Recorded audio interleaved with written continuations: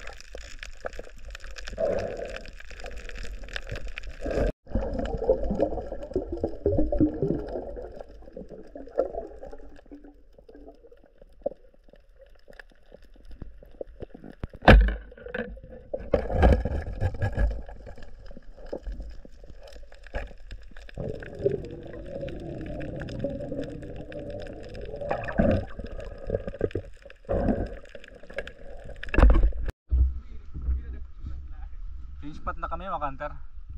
Yung huli natin sa unang lusong, kunti lang. Talagbago kadalasan na ano natin huli. Sobrang lakas dito. Biglang lumakas. Lumaki yung mga alon ngayon. Kahapon maganda yung panahon. Sobrang lakas na. Si Marjon kasama ko nakakita sana ng napakalaking barakuda mga kanter. Siguro daw nasa 30 kilos. You know, sobrang laki na daw. Sayang nga lang kasi hindi natin kayang tirahin yon. Kasi yung dala namin pana, malit lang. Ito lang yung dala namin pana, makanter oh. Yan oh. Hindi naman kaya nito. Tsaka dapat may lubid na mahaba. Kung ganito lang, hindi kaya. Nakita niya doon sa loob ng butas. Tinitingnan ko sana, kaso pag ano ko wala na. Pagtingin ko wala na doon. Sayang. Pero di naman kaya talaga natin yung panain kasi hindi naman kaya ng pana natin. So yan, change spot na kami mga kanter. Lipat na kami ng spot ngayon. Doon naman kami sa Balinad. Sagwan ulit kami mga kanter, malapit lang naman. Dito na kami sa kawaling spot mga kanter. Ayan o, tatapat lang ng ano, Balinad. Ito yung ano, Unungan Cove, tinatawag dito sa amin. Yung private. Yun, prepare ulit kami mga kanter.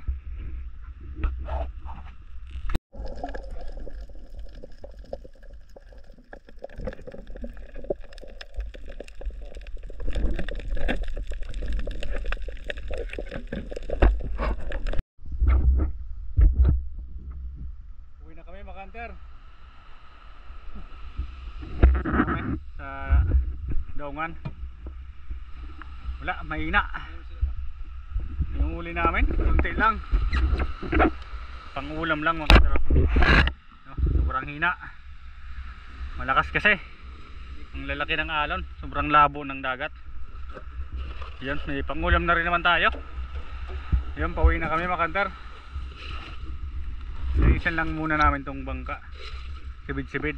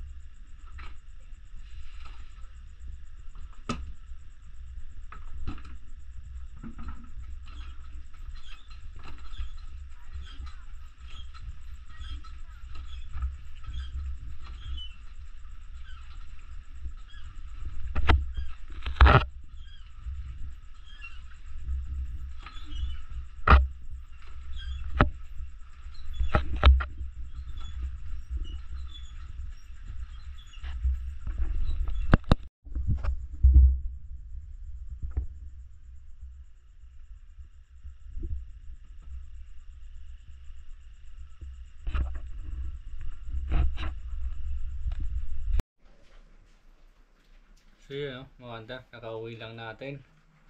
At naayos na rin natin yung mga ginamit natin na paglaot kanina. So yung huli natin pala ay 2 kilos lang. Isang banagan, kalahating kilo. Tapos yung mga talagbago, kadalasan talagbago talaga mga hunter sa pangantuan. Pero yung malaki sanang barakuda, yun yung sayang. Kaso hindi naman natin kaya yun panain. Hindi lang nakuha na ng video kasi nasa gilid ng bato talaga yun, sa mga matataas na bato. Tapos sa baba, pinakamalalim na, nandun siya sa loob ng kuiba, sa gilid lang makanter. So hindi naman kaya ng pana, dapat dun malaking pana at saka may lubid na mahaba.